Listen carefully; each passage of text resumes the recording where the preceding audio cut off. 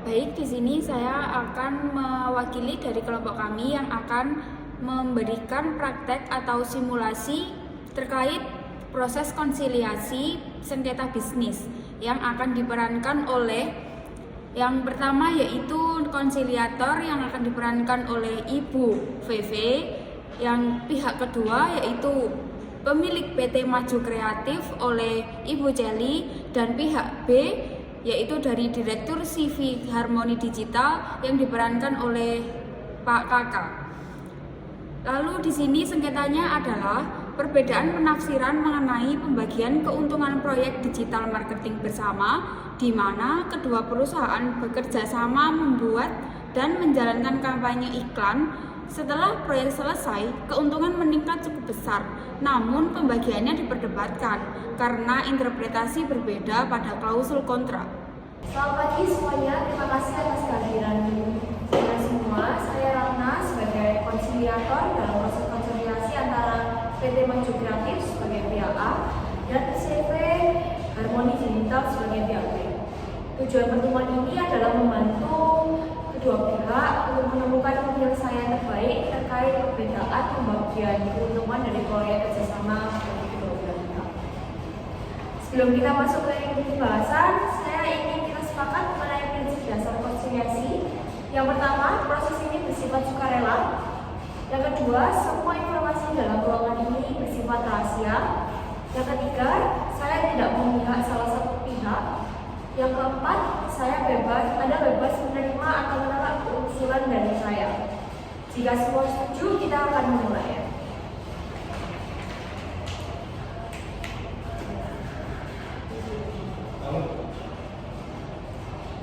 Baik, kita masuk ke sesi pemaparan masalah dari masing-masing pihak. Dalam sesi ini saya minta semua pihak untuk saling mendengarkan tanpa memotong, karena kita ingin memahami perspektif secara utuh sebelum mencari solusi. Saya persilakan kepada pihak A untuk menyampaikan kronologi dan posisi Anda. Baik, terima kasih Ratna. Jadi kronologinya begini, ketika proyek digital marketing ini dimulai, kami dari PT Maju Kreatif merasa bahwa beban pekerjaan besar ada pada kami. Kami menurunkan tim kreatif lokal, ada tim desain, tim copywriting, dan tim video editing, sama tim media buyer. Nah, dari laporan internal kami, total jam kerja yang dikeluarkan lebih dari 480 jam. Itu belum termasuk biaya produksi konten yang cukup tinggi. Bisa lebih dijelaskan detail mengenai biaya tersebut? Bisa, untuk produksi konten visual saja kami menghabiskan sekitar 60 juta rupiah. Nah, itu belum termasuk biaya iklan yang awalnya ditanggung dulu oleh kami sebelum diganti layar. Selain itu, kami juga menyediakan studio dan peralatan kami sendiri. Jadi, dari sudut pandang kami, kontribusi yang bisa dihitung secara finansial sangat jelas dan terukur. Boleh menambahkan, kami juga menyediakan 2 tenaga ahli senior dalam proses media placement. Mereka ini yang mengatur strategi iklan, mengukur efektivitas, dan melakukan optimasi harian. Nilai keahlian mereka itu tinggi dan dihitung sebagai bagian dari kontribusi teknis. Karena itu, kami menafsirkan klausul kontrak berdasarkan kontribusi sebagai kontribusi yang dapat diukur, uang, tenaga kerja, dan jam operasional. Baik, jadi apa inti dari keberatan Anda sekarang? Intinya keuntungan proyek ini ternyata melampaui ekspektasi. Dengan pembagian 50-50 menurut saya tidak mencerminkan realitas kontribusi. Jadi kami bukan menafsirkan kontribusi mereka, tapi 50% kayaknya nggak proporsional. Jadi lebih tepatnya berada di kisaran 60%. Dan sebagai tambahan, pada awal kerjasama kami merasa pihak B sepakat bahwa kontribusi akan dihitung dari biaya dan tenaga kerja.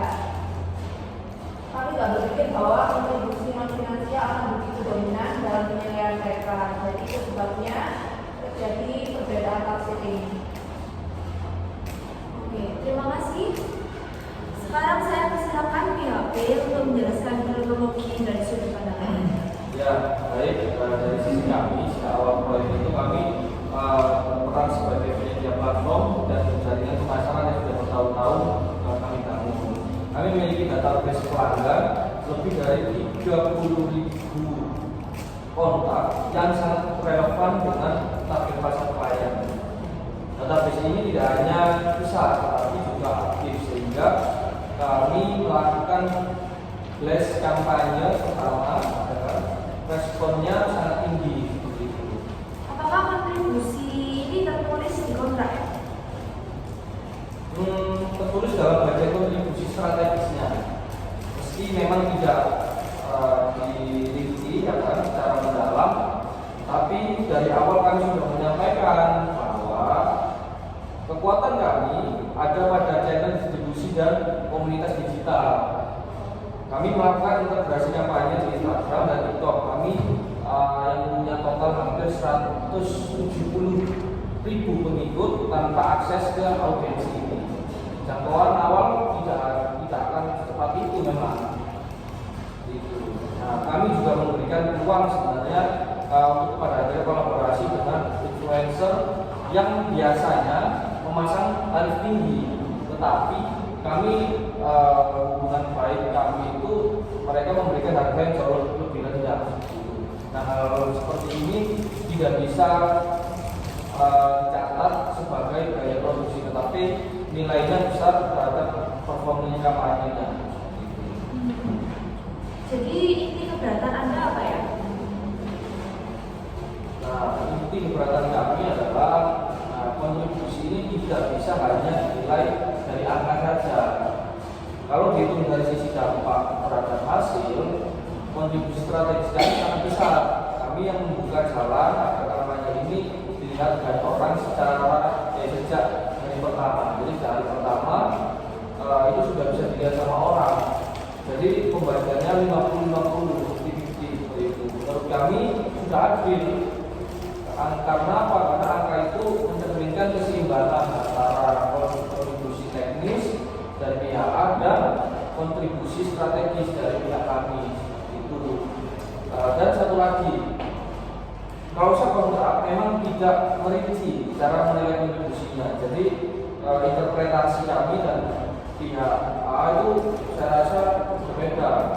Tapi itu tidak juga berarti penilaian kami salah. Bagi kami kontribusi strategis justru menjadi faktor penentu keberhasilan secara keseluruhan. Seperti itu.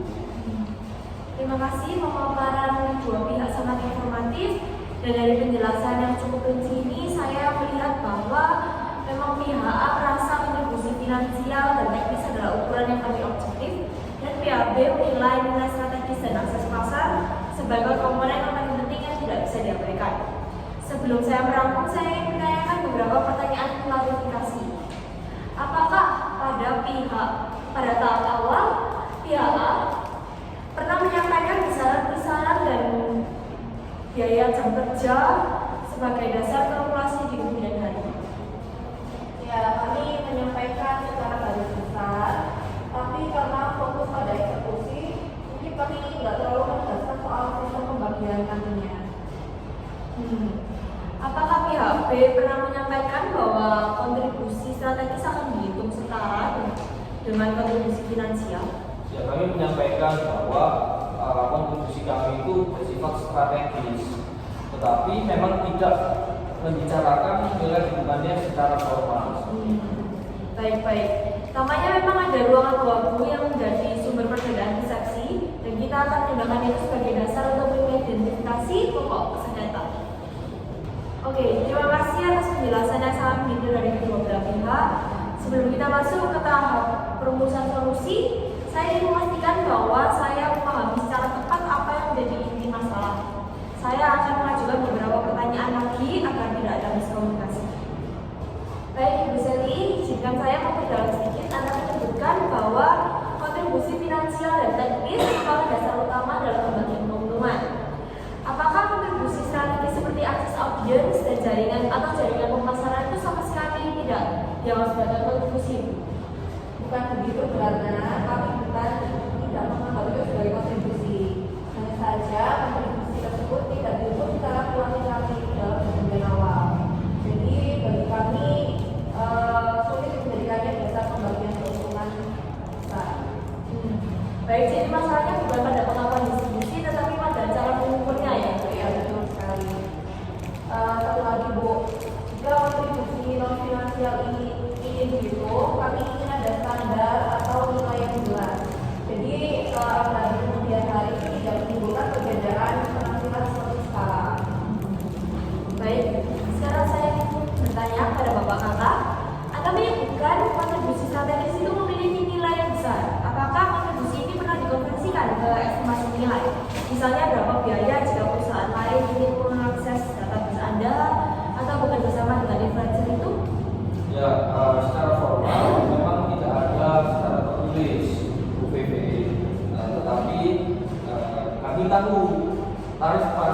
misalkan akses influencer misalkan, yang kami datangkan biasanya memerlukan biaya 10 sampai 20 juta per postingan.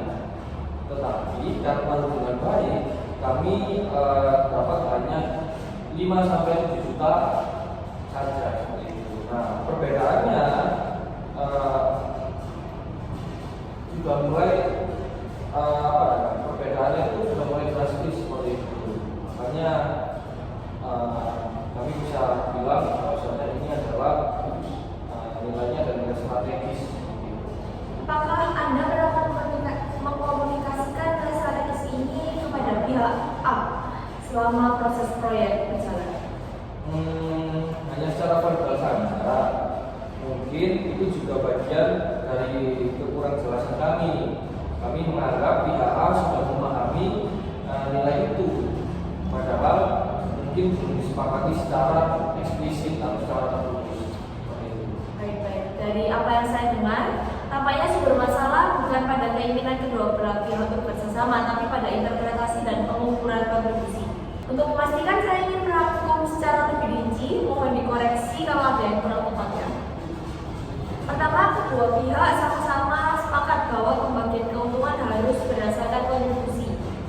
Kedua, pihak A mengartikan kontribusi sebagai komponen yang diukur secara finansial dan teknis, seperti biaya produksi, jam kerja, dan keahlian profesional. Yang ketiga, pihak B mengartikan kontribusi sebagai gabungan dari aspek finansial dan strategis, termasuk jaringan pemasaran, akses komunitas, serta relasi dengan influencer. Dan yang keempat, kedua pihak sebenarnya sama-sama mengakui bahwa kontribusi pihak lain itu nyata, tetapi belum ada standar bersama untuk menilai bobot atau nilainya. Kelima, pengukuran kontribusi strategis tidak pernah dituangkan dalam nilai angka selama proses proyek langsung, sehingga menimbulkan tafsir berbeda setelah keuntungan meningkat. Dan yang keenam, kedua pihak tampaknya mengakui bahwa klausul kontrak yang berbunyi berdasarkan kontribusi terlalu umum, sehingga membuka ruang interpretasi yang berbeda. Apakah rangkuman ini sudah mencerminkan posisi masing-masing pihak? Yang bagi saya itu cukup menggambarkan posisi kami. Ya, itu juga rasa rangkuman itu sangat tepat. Oke, pertama soal standar penilaian di mana itu benar.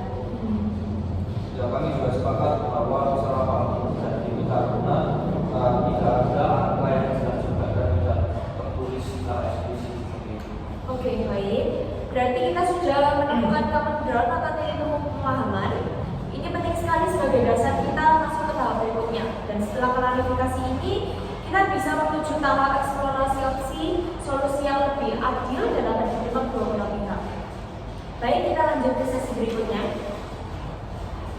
Baik Ibu, sekarang kita berada dalam sesi tertutup. Apapun yang Anda sampaikan di sini tidak akan saya sampaikan ke pihak lain dan lain. Tujuan sesi ini adalah memahami kepentingan terdalam Anda, bukan hanya posisi Anda. Jadi silakan bicara dengan bebas. Sebelumnya Anda menyebutkan bahwa kontribusi finansial dan teknis adalah hal yang paling besar.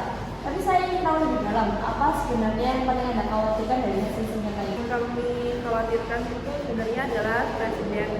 Jadi kalau proyek ini dibagi 50-50, 50-50, padahal kontribusi kami secara biaya itu jauh lebih besar. Maka proyek-proyek berikutnya bisa terjadi hal yang sama. Itu berbahaya untuk keberlanjutan perusahaan kami. Di sini tim kami bekerja ekstra keras kalau akhirnya kontribusi mereka dianggap sama nilainya dengan kontribusi strategis yang tidak punya angka jelas, moral kami bisa turun Bu. Apakah Anda merasa kontribusi Anda kurang dihargai ya Bu ya? Ya kalau boleh jujur, sepertinya begitu. Kami merasa tidak all out di sini. Tapi ketika keuntungan keluar besar, pembicaraan pembagian rasanya tidak mencerminkan upaya kami. Jadi kami tidak ingin hubungan kerja rusak, tapi kami juga tidak ingin dinilai hanya berdasarkan hasil, bukan pada prosesnya. Oke. Kalau begitu mungkin saya perlu tahu batas kompromi dari pihak Anda. Di awal Anda menyebutkan 60-40 ya? Apakah itu batas finalnya? 60% kami anggap paling ideal Bu. Tapi kalau memang ada alasan logis berdasarkan penilaian kontribusi, kami bisa mempertimbangkan angka sedikit di bawah itu. Mungkin sekitar berapa? 55? Sekitar segitu. Jadi kami masih bisa menerima itu jika pihak B mengakui kontribusi finansial kami sebagai komponen terbesar. Yang penting ada pengakuan dan ada standar yang jelas ke depannya. Baik. Jadi jika tujuan Anda adalah keadilan kontribusi dan presiden yang sehat untuk proyek berikutnya, apakah menjaga hubungan baik dengan pihak B itu juga menjadi prioritas ya Bu? Tentu. Kami masih ingin kerjasama terus berlanjut. Klien pun sangat puas dengan hasil proyek kami kemarin. Jadi akan sayang kalau hubungan ini retak begitu aja. Jadi kami hanya ingin mekanisme yang jelas Bu, itu aja. Oke, terima kasih atas keterangan Anda. Informasi ini akan sangat membantu saya memahami kepentingan Anda di sini. Iya, baik. Saya tidak akan menyampaikan detail additional ini kepada pihak B kecuali hal-hal yang Anda izinkan nanti ya. Iya, thank you. Baik Bapak, sekarang kita berada dalam sesi yang tertutup. Apapun yang Anda sampaikan di sini tidak akan saya sampaikan ke pihak lain tanpa izin Anda. Tujuan sesi ini akan memahami kepentingan terdalam Anda, bukan hanya posisi Anda. Jadi silakan bicara dengan bebas.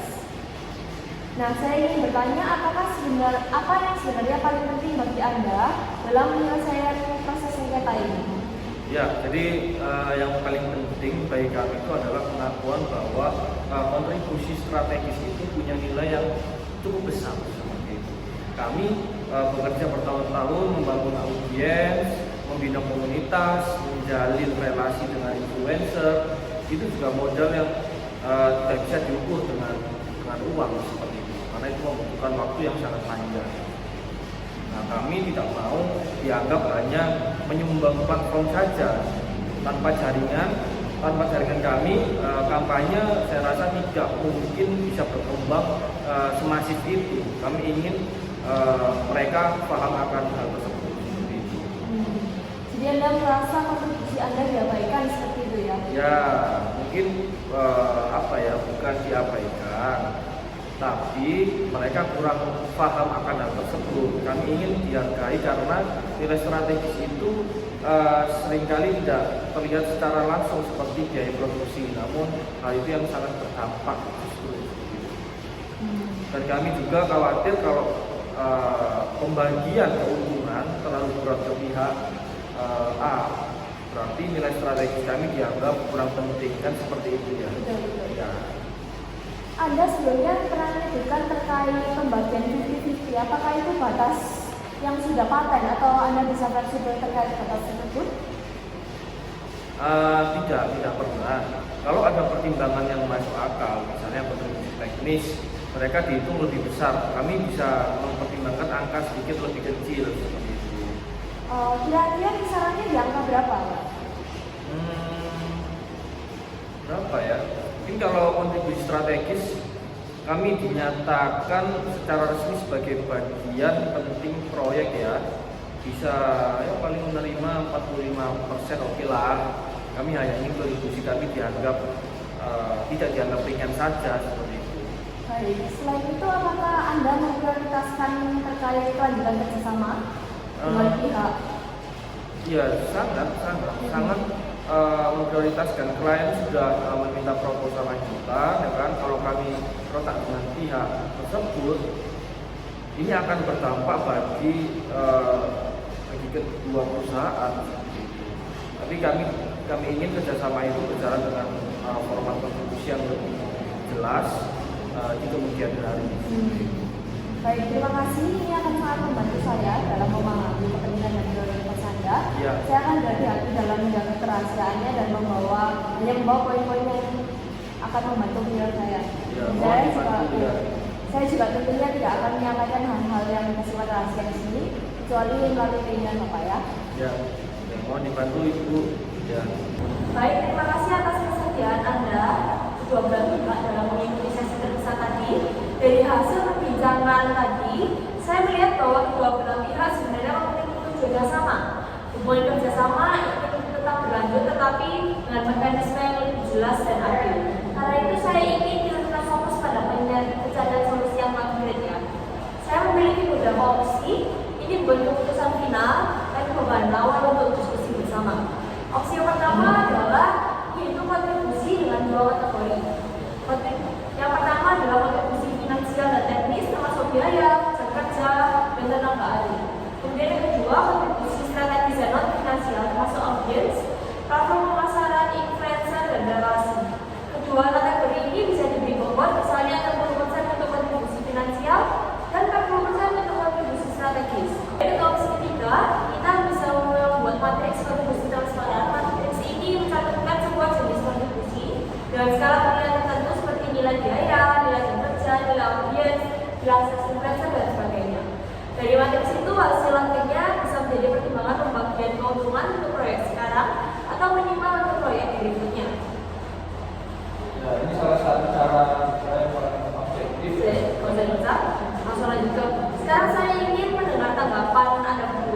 dari ketiga opsi ini mana yang paling mendekati kebutuhan Anda? Untuk proyek ini kami cenderung ke opsi 5545. Menurut saya itu lebih realistis. Opsi kedua ya berarti ya? Ya. Saya juga melihat itu bisa diterima asalkan ada mekanisme resmi terpandang. Baik, saya rasa opsi kedua itu menjadi putusan yang lumayan adil ya untuk kedua belah pihak. Ya, Dan saya rasa opsi kedua itu juga bisa digunakan untuk proyek berikutnya mengingat kedua belah pihak sama-sama ingin melihat hubungan untuk proyek berikutnya. Baik, kita sudah mendekati titik temu, kita lanjutkan dengan merumuskan kesepakatan final. Sebelum kita mengunci kesepakatan, saya ingin memastikan bahwa tidak ada hal penting yang belum terungkap, apakah ada kekhawatiran atau kebutuhan tambahan dari pihak kedua belah pihak. Kalau dari saya hanya satu, kami ingin agar kontribusi finansial kami itu tidak dianggap remeh dan dapat biasa dulu. Kami ingin pengakuan tertulis bahwa kontribusi tersebut adalah komponen dominan dalam proyek ini. Ya, tentu itu sudah dimasukkan dalam risalah. Jadi untuk data tersebut sudah aman ya Bu?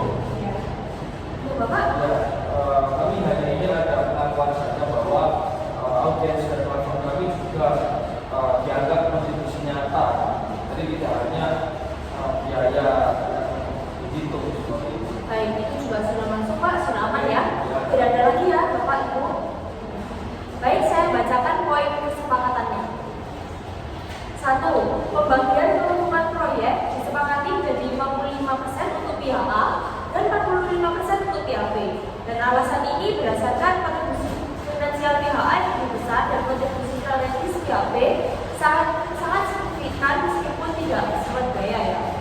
Kedua pihak menyetujui penyusunan matriks kontribusi resmi untuk proyek masa depan mencakup kontribusi finansial, kontribusi teknis, kontribusi strategis, kontribusi akses pemasaran dan audiens, dan kontribusi relasi profesional.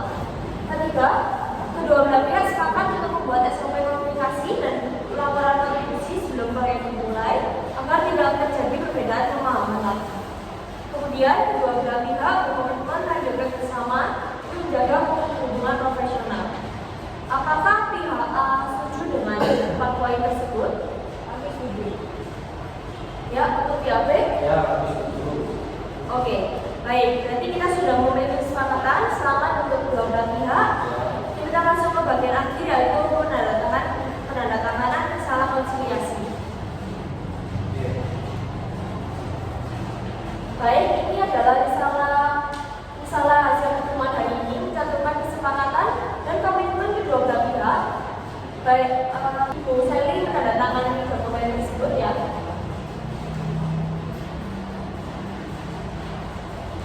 Baik.